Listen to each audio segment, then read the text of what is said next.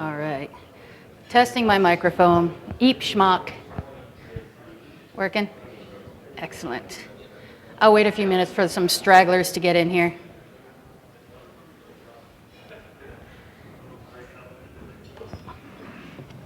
Just get that.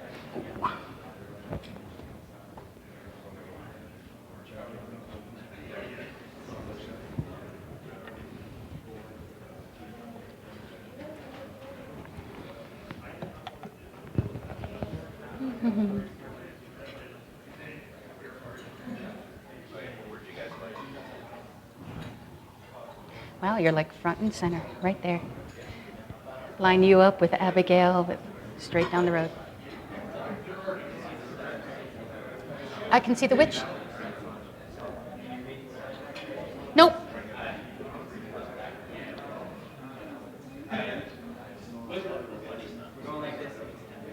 Okay. Feel free to just shout it, too. Yeah.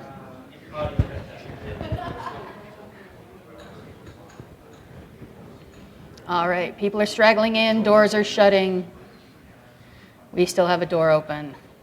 I will wait 22 more seconds and then get going. Not that I'm counting. Oh, I probably shouldn't keep my coffee so close to my MacBook, should I? Yeah, well, Yakov's not here, so it's not so bad.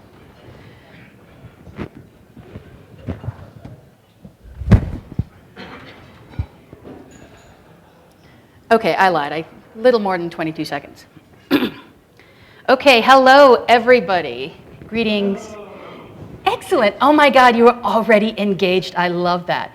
I also love that you all got here so early for Tim Bunce's talk. So thank you.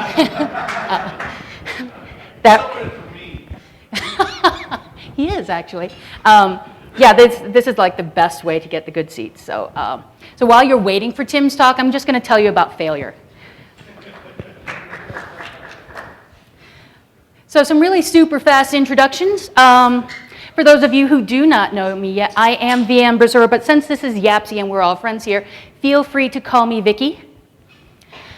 If you want to find me anywhere on the interwebs, literally anywhere on the interwebs, you can just use vmbrasseur, let's say Twitter, IRC, and email vmbrasseur.com. You can mail me yapsy at vmbrasseur.com, but because pobox.com fucking rocks, really what you can do is anything you bloody well want on the left side of the @ symbol at vmbrasseur.com and it will get to me.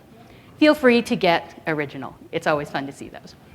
So the obligatory slide that does not actually apply to me. I don't get to say that right now because I get to say this instead. Okay. So if you happen to be looking for some kick-ass upper or middle technical management, and you don't mind that I am going to stay in Portland, Oregon, we should probably talk. So before we get into some contact, I have a prologue. Unless you've been living under a rock here at YAPC, you know that Gene Hack is going through surgery today. Why did that not go? There it goes. Oh, it's not playing. Did it? Okay. Well, I screwed it up. Oh, I know why. There we go. It's not playing on mine. Anyway, so John is actually the third person in my life this year to have to be dealing with cancer. The most important one to me is my mother. So now that you have foolishly proved that you are already engaged, I'd like a little audience participation. On the count of 3, I'd like everyone to give a great big shout of "Damn it, cancer." Hey, 1, 2, 3. Damn it, cancer! Ooh, got chills. That was really good. So John, our thoughts are with you. We're looking forward to seeing you next year, but your kidney is not invited. So why in the hell am I up here talking to you about failure anyway? Let's say 3 or so years ago, I was working on a great big long writing project. And in the course of that project, I got wondering, well, why do things fail? Why do companies fail? Why do projects fail? Why do products fail? And I kind of fell down the rabbit hole because I found myself doing over 1,100 pages of research. Since then, failure has become a hobby of mine. I've kind of jack that number up well beyond 2,000. I just keep reading and learning a lot more about failure. So what this presentation is a synopsis of those 2,000 plus pages. Because it is a synopsis, what you're going to find is that your mileage may vary. Every single project is different, every single company is different, every single organization has different needs. So what I am going to cover here are the points which, through my research, is this thread of commonality throughout almost all of the failures that I have studied. So when you ask me specific questions in the Q&A, please expect me to answer with, well, it depends. On that note, there is plenty of time for questions at the end, so please save them and any comments until then. Coffee. Let me see. Oh, 2 more slides in this little prologue. This is one of my favorite subjects. I get a little impassioned about it. Some of that passion finds its way out in 4-letter words. I will try to keep it to a minimum. Apologies in advance if I fail. I am not saying that I swear a lot, but I am saying that this man is my Patronus. All right, so prologue is done. Let's get into some examples of dramatic failures in modern times. March 28th, 1979. How many of you were alive then? Wow, it's really rare I get that many hands at this talk. So there was a stuck valve, an ambiguous signal light, and a lack of training. That led to a meltdown at 3 Mile Island, and it is the largest nuclear disaster that America has faced yet, and one of the largest in the world. January 28th, 1986. The engineer said, hey, we think there's a problem with the O2 tanks. Manager said, don't worry, that's only going to be a problem if certain things occur, so we're going to go forth.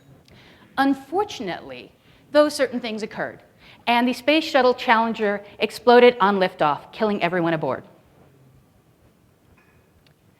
Much, much more recent. April 20th, 2010. Some workers were incorrectly following a cementing procedure, and this led to escaping gas. There was welding nearby, and normally this isn't a problem, but unfortunately this was happening on a windless day. We all know what happened, but the specific grim numbers are 11 killed, 16 injured, and the largest environmental disaster that our country has thus far experienced and hopefully will ever experience. So one of the many, many things that all of these colossal disastrous failures have in common is that they occurred in complex systems. But really, what we need to remember going forward is that everything is a complex system. And if you don't believe me, just think about making cookies. Try to list every single variable involved in making cookies. That is an incredibly complex system. And that is nothing near as complex as what we do day to day in our jobs. Complexity is all around us, and therefore, so is failure. So let me throw some numbers at you. My original research was done in the context of business, specifically technical startups. So most of these statistics are business related, but similar ones I have found in my subsequent research occur in just about every field. So while they are business related, they're not atypical.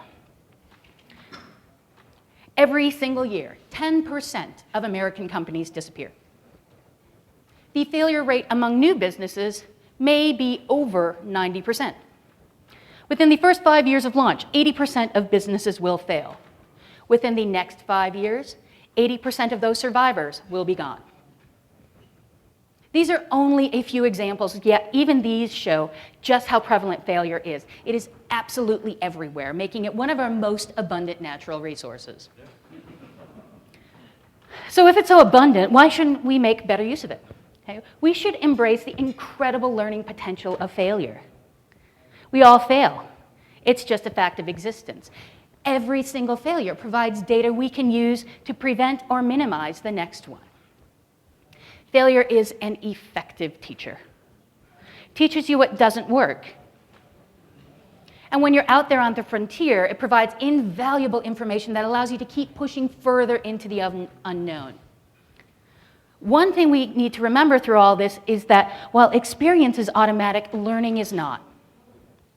Therefore, we must always be on the lookout for failures. Tim Hartford has this amazing book. It's called Adapt: Why Success Always Starts with Failure. And this is a great quote from there. Make sure you know when you've failed, or you will never learn. If you do it correctly, that failure is going to provide relatively cheap data from which you can learn. Not learning from that data is a deadly mistake. But despite that, most failures will go unreported.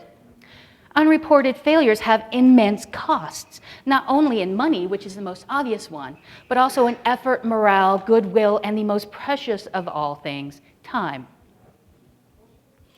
So considering the high costs involved and the incredible teaching potential, locating failures should be as well rewarded as locating successes. So no amount of time or money is going to materialize a success out of a failure hack, right? Constant vigilance for and reporting of failures will enable you to fail early before those aforementioned costs start racking up. Also, it allows you to fail early so you can kill an undertaking before it becomes a zombie project. Zombie projects just shamble along and they eat the brains, time, and goodwill of everyone who encounters them. Vigilance and reporting of failures also allows you the opportunity to use trial and error rather than just being stuck in error mode. Accepting trial and error means accepting error. You don't always have to get it right the first time, but you do have to know what went wrong. Once we accept that failure happens, this will enable us to have more than just a plan A. And that means we can have handy little things like an exit strategy. It's very useful to remember when speaking about failure that failure is an absolutely vital part of evolution. Evolution itself is just a constant series of works-for-now solutions. As solutions evolve, so do problems. Stay the course equals a lack of adaptability. The problem will evolve, but the solution does not. And in nature and in many other things, this can be a very bad thing. So I think by now I've kind of beaten this enough, and you've gotten the point that failure can be valuable. So I'm going to talk about some of the causes of failure. There are very, very many, but they fall more or less into two very large categories. The first one is culture. In a culture which is hostile to failure, mistakes are hidden rather than those people face the wrath of their peers. And people will avoid association with failure rather than accept responsibility. Therefore, they become overly cautious and risk-averse. I fucking love this one. Underperformance will not be reported, and as you expect, this can be costly. This one reminds me of Larry's dryer hack. Initial failure can be bad, but the steps to cover it usually are worse. Have a couple of examples. Let's say you're a gambler. Say you make one bad bet. Don't worry, I'll make it back the next time. And then you don't make it back because you have to make another bet. You have to make another bet, and it becomes a really bad cycle. And the things you're doing to cover the initial failure end up worse than the original one.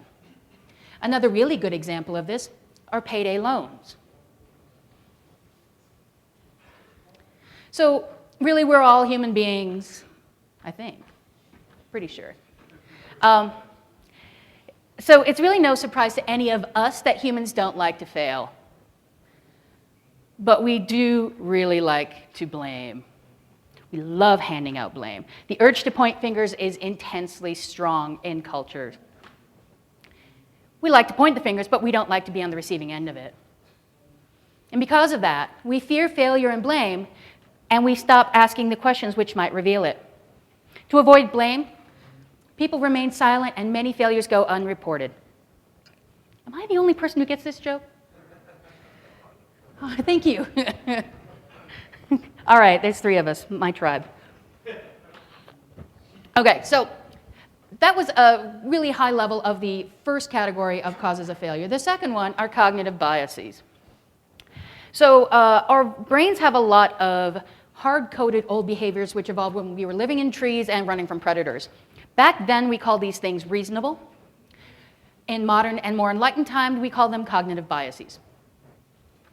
Psychologists have cataloged an immense number of these, but there are a few which seem to come up over and over again in my failure about research. I'm going to summarize these greatest hits, but if you want to learn more about all of them, this thing right here is a fascinating read. So let's get into those greatest hits, shall we? And I'm going to start with my favorite cognitive bias, which is normalization of deviance. How many times have you been tailing a log and you see this exception that just keeps coming up and coming up and coming up? But it's okay, no problem. The service is still running, everything's fine. What you have just done is spotted some deviance and normalized it. You're ignoring it. Yeah, it's not causing any problems right now, but it will someday. Another brilliant example of this, if you've never tailed a log, because I know a lot of people haven't, is the check engine light in your car. So next cognitive bias is outcome bias. So when you have a project and the end result is success, naturally the entire process was successful, wasn't it? No, you're ignoring the idea of complex systems. There were failures along the way, but if you don't study the entire process, you're never going to see them. So if you only study the things which are failures, you're going to miss a lot of information. The opposite side of that coin is survival bias. If you only study the things which are successes, you're going to miss a lot of information and a lot of failures. And the last one, which is most common, is illusion of control. We as human beings are typically intensely arrogant. We like to believe we have control over all factors. And sorry, people, but we don't. This illusion of control, it leads to an inability to separate chance from skill. So that's like the greatest hits of cognitive biases that seem to come up in almost every single research study on failure. Now that we can kind of maybe recognize some of these causes, I'm going to start talking about how we can work around these causes and then prevent, minimize, or learn from failing. And I'm going to do that by starting with an old dead Russian dude, Peter Palczynski. Palczynski was an engineer in Russia in the early 1900s. And the powers who are in Russia came to him and say, "Hey, Pete, we've got some problems at some mines in Siberia. Would you mind going up there, having a look, and coming back and telling us what we can do to improve the situation?" And Pete's like, "Sure, man, I'd love to do that." So Pete went up, had a look, came back with a report, and the cheeky bastard told the powers who are what they needed to hear rather than what they wanted to hear. And he was, unfortunately, eventually disappeared for it. So cognitive biases hadn't been labeled by then, but he still intuitively understood them. And he came up with a list of 3 principles which would help to avoid cognitive biases and reduce the chances and or impact of failure. These are the Palczynski principles. Seek out and try new things. When trying something new, make it survivable. Seek out feedback and learn from it. So I don't know if any of you recognize this, but this old Russian engineer invented iterative development. Work in small chunks, make it survivable. Try something new, get feedback from your users. This minimizes the impact and possibility of failure. So let's kind of dive into a few really high-level solutions to fixing failure problems and the acceptance of failure. The most important one is to shift the culture. It is also, by the way, the hardest one. One way to do that is going to be reducing the stigma of failure within your organization.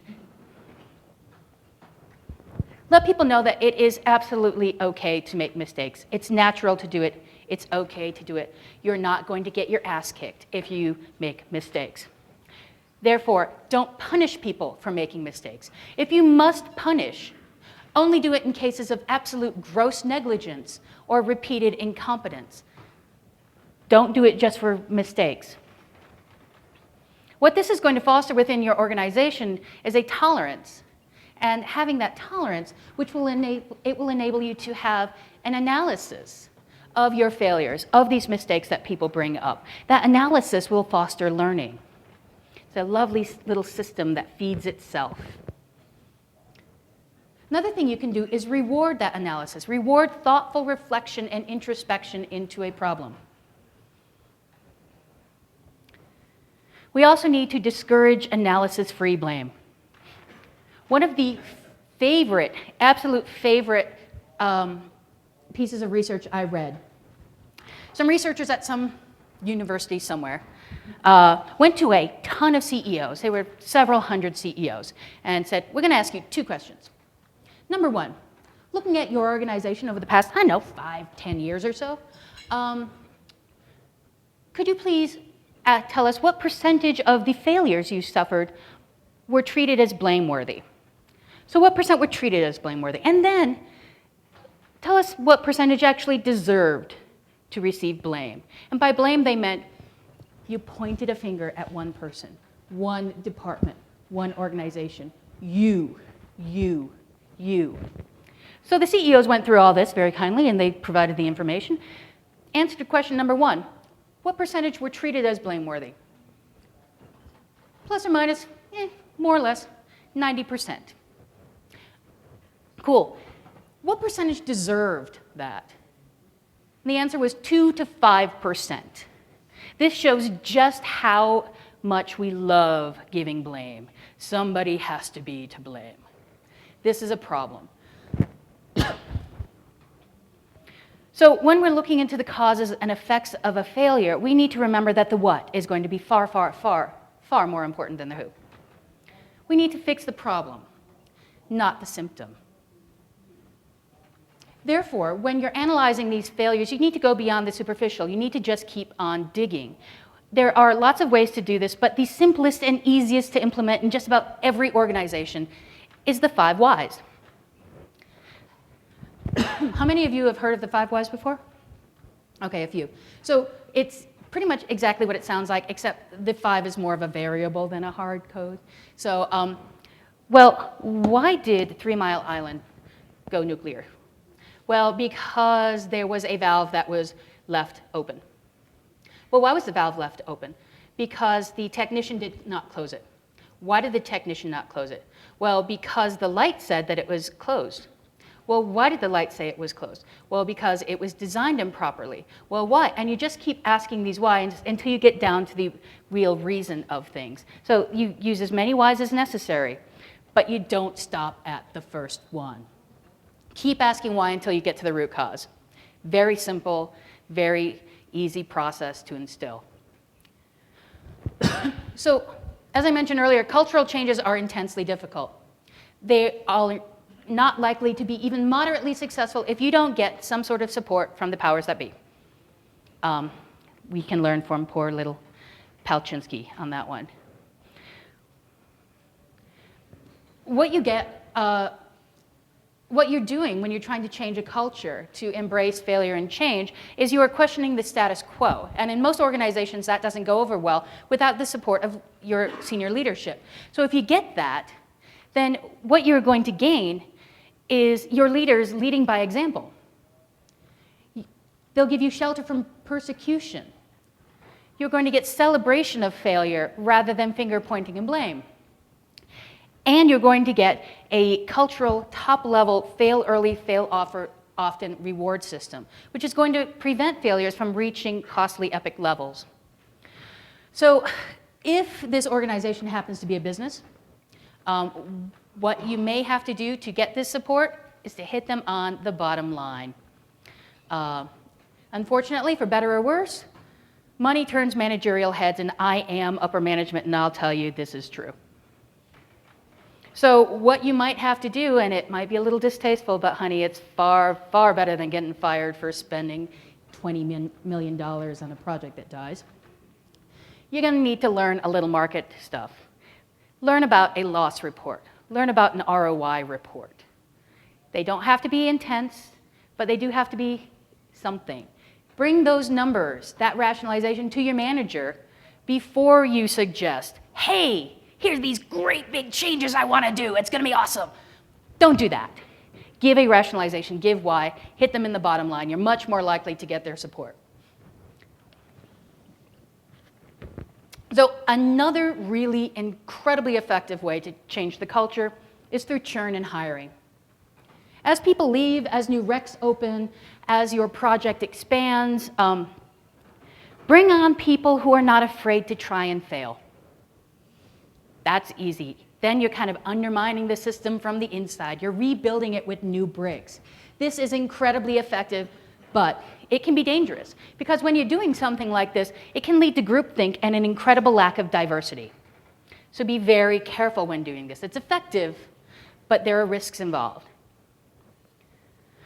So another solution for culture change: encourage and reward people for reporting problems. In cases of potential failure, silence is absolutely positively not golden. Get people to question and to explore, and not to assume. Change the incentives for people to share their information freely. This is the Freedom of Information Act. Surprisingly short document, considering how powerful it is. Okay, another thing you can do within your organization: please stop making mountains out of molehills. Treating small failures as big deals really misunderstands how complex systems work, so just fucking stop it.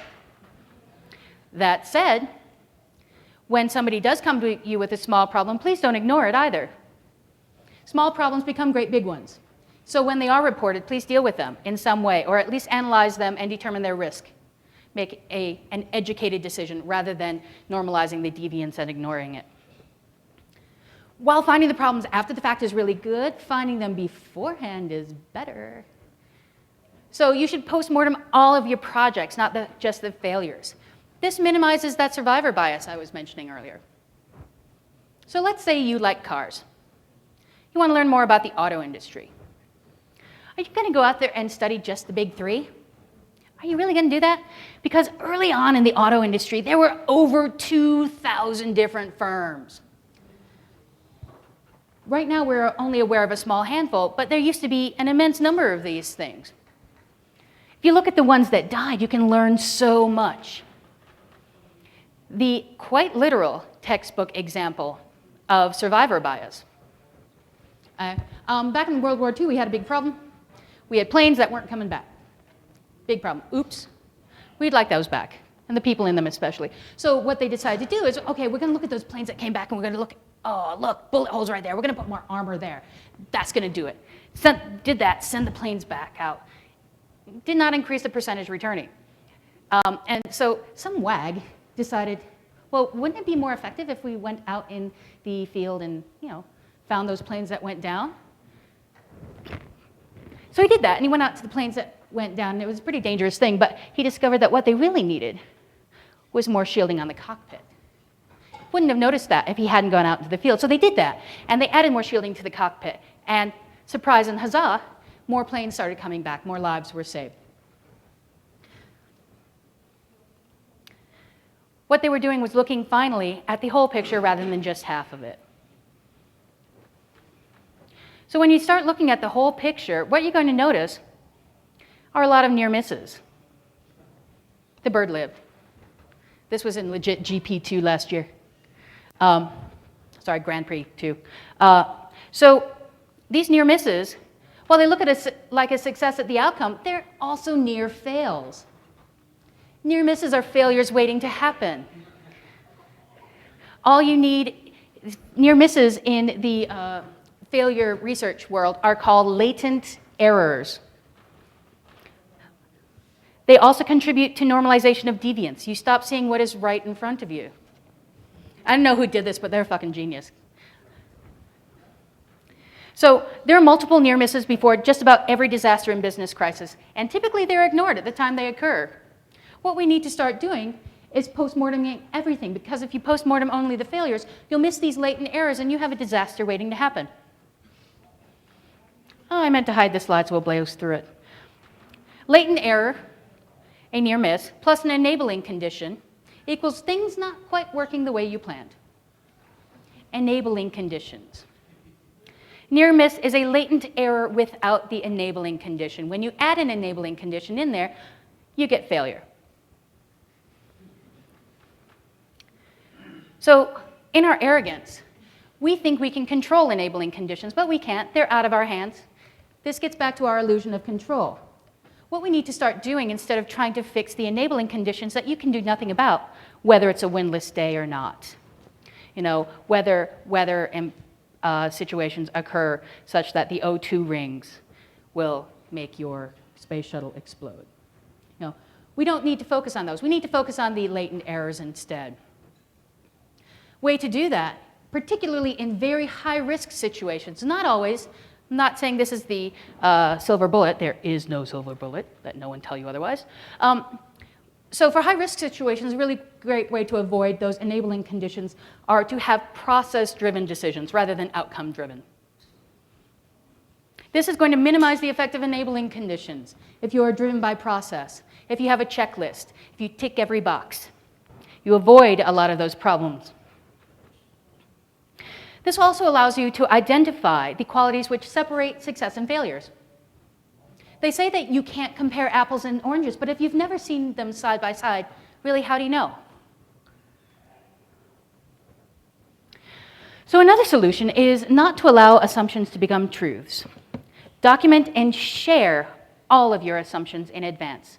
Document, share. These are key.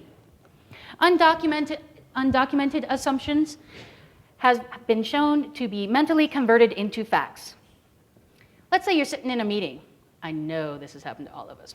You're talking about a new project, and some jerk across the table says, oh, you know, I think we can have this done in 2 months, but don't quote me on that, I'll go check. Doesn't matter whether he actually goes check, doesn't matter whether he changes his number, because the first number is going to stick in everyone's head. Now, this project is only going to take 2 months. So what you need to do is have a process which says, okay, what are our assumptions? We assume 2 months. Document that, share it, and then later on in the process, revisit it and reassess it and make sure it still holds true. While doing this, one of the most often overlooked assumptions are criteria for success. Some people are going to think these are obvious, but their idea of success might not match your idea of success. Furthermore, if you don't call it out explicitly at the beginning of the project, then by the end you may have found that your target has shifted. So document this. It is an assumption. Document, share, revisit. So for all this documentation, I recommend simple and familiar tools to report and track failure conditions when they occur. The easiest one, use your damn bug tracker. Have a failure tracker. In that, you track not only the failures you've found, but also your assumptions. This allows you to correct and communicate all of this information in a standardized way where everyone knows how to find it. As you're analyzing these things, using a bug tracker also allows you to communicate not only the what, but the why. This fosters learning and helps diminish cargo culting. As I've said a few times already, this failure tracker has to be open to everyone. If you hide it, if you make sure only certain people can see it, then what that is a culture which is not embracing change, which is not embracing failure. It's one that's still ashamed of the fact that they fuck up sometimes.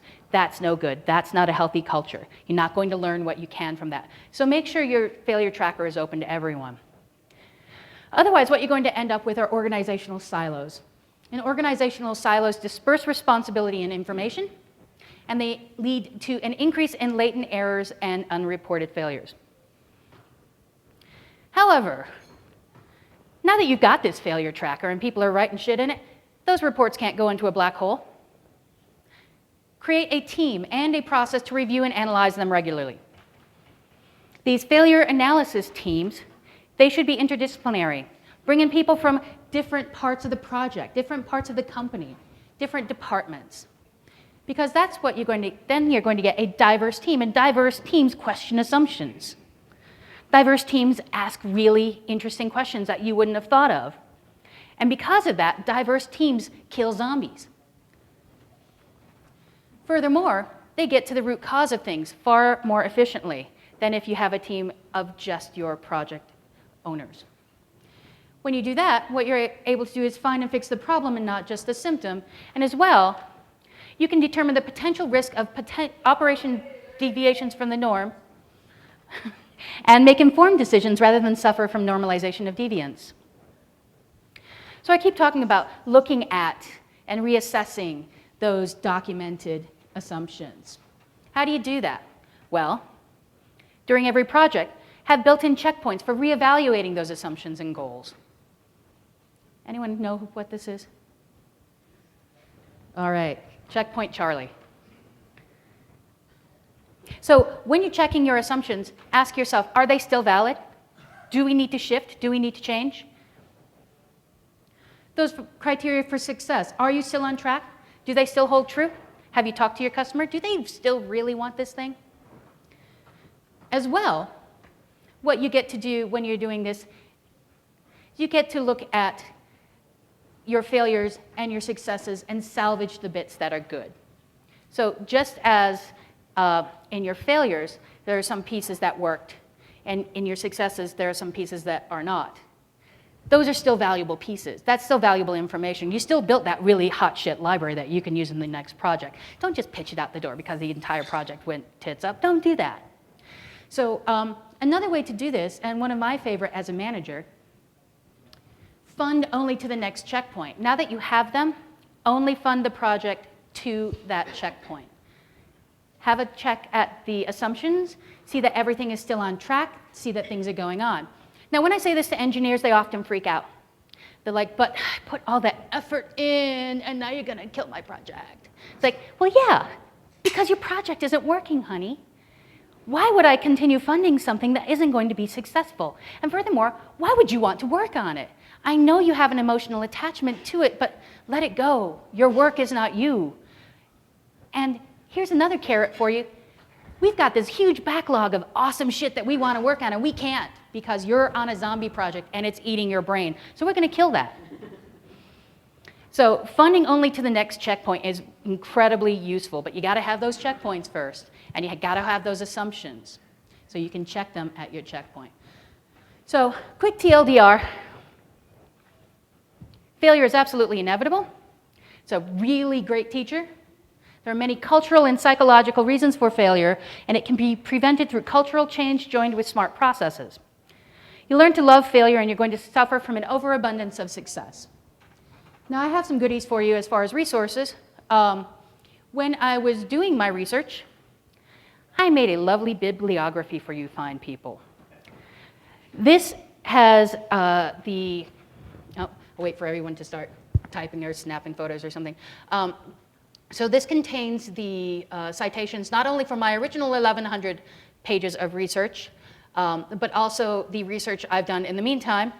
And the best goodie, if you don't feel like reading over 2,000 pages of failure, think that sounds a little depressing. I have 122 pages of my own notes that I wrote while doing that. So you get kind of the Reader's Digest version. Another really great resource, and I love recommending this to people. It's my favorite podcast. It's called Disastercast. It's at disastercast.co.uk. It's by a safety engineer, Drew Ray, from Australia, so he sounds fabulous to listen to. He talks about disasters, accidents, and how to stop them from happening, and it's brilliant. You listen to this, and you're never going to want to get on another airplane and another train, ride a bike, boil some water. It's just great.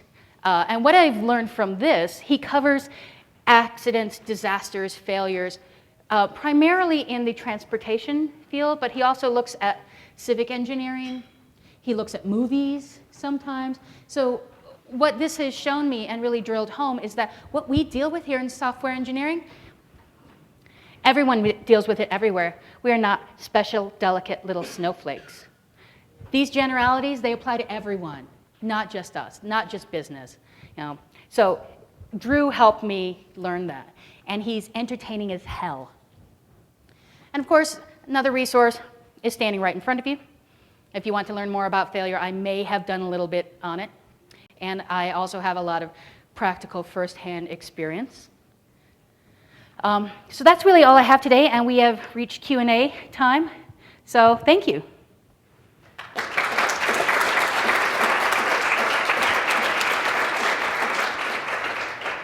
All right, any questions, comments, concerns, wants? Yes, dear. Was there a real dog in the photo of all the plushy dogs? There was a real dog in the photo of all the plushy dogs. It is right in the middle. I can show you later if you need. Yes, sir. What's been your most useful failure? My most useful failure is a bit too raw at the moment, and so I quite literally cannot talk about it because I signed some paperwork. Next. Oh, you're a troublemaker. A recent success that you saw some failure in. Ooh, a recent success that I saw some failure in. I'm not prepared to answer that question. Oh, no, it's like I'm not very good at generating information and dredging up facts on the fly, which is really why I have my bibliography and 120-some pages of notes.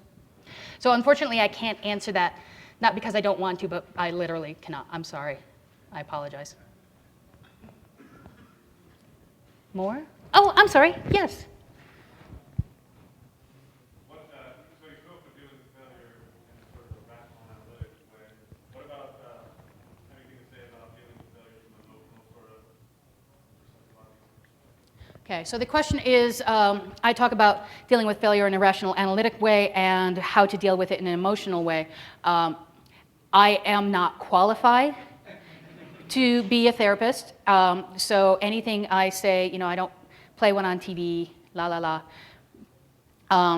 It's going to vary by person. That's where I get back to it depends. What's going to help you get through that situation? What helps me is not going to be the same thing that helps you. Not going to be the same thing that helps Belden. Not going to be the same thing that helps Giz. So, I hope not. so I really can't answer that for myself personally. It is falling back on the analytics and recognizing that there are methods to madness sometimes, and finding that and trying to use that as a path through the dark, tangled forest of brambles. That's me. That's what I do, but it varies. We can hash through it more over beers later if you want. Troublemaker. Does practice make it less scary? Yes, practice does make it less scary. It is still always scary. I can't even tell you the number of times I've given this talk, maybe 5, 6, I don't know. And I talk all the time. I think I've got 5 conferences this year. There's always a chance I'm going to fail. Last year at OSCON, I was in one of the ballrooms, one of the great big rooms, and the man before me ran over 15 minutes over on his time. And I got up there and I plug in and it's like, shit, I gotta get all this stuff. Plug in, I'm like, okay, go. And my speaker notes don't show up. I don't know if you noticed, but I really rely on those bastards. I'm constantly like, la, la, la, la, la. And I literally, in front of I think there were probably 300 people in the room, like, fuck it, we're doing this shit. Click. That didn't make it on the video for some reason. I don't know. But I'm still not scared to come up here and do this because I've survived through it. And that's what you learn. Oh, right. I fucked up. It's cool, man, because I lived and I learned something. If you're doing this, you will learn something, which will make sure you're less likely to do that again. I have speaker's notes, for example. Yes, sir. What do you do when you're stuck in an environment where upper management believes they can dictate 0 mistakes and 0 failures and is always looking for someone to blame instead of as soon as something goes wrong? Get the fuck out.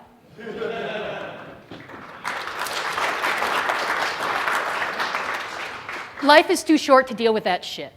And I'm sorry, we're engineers and we're in a goddamn bubble. There are people, you can't swing half a dead cat without finding somebody who's hiring. This conference is proof of it. Just about every single session except for mine has had going, hey, by the way, we're hiring.